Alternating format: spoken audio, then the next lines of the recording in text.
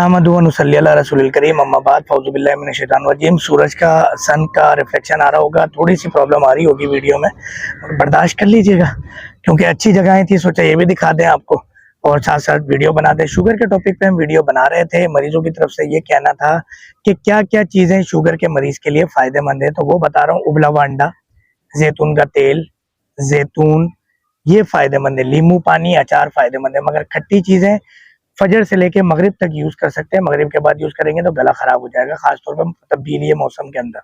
तो आपने उबला हुआ अंडा ज़्यादा से ज़्यादा ले सकते हैं, जैतून खा सकते हैं, जैतून का तेल खा सकते हैं।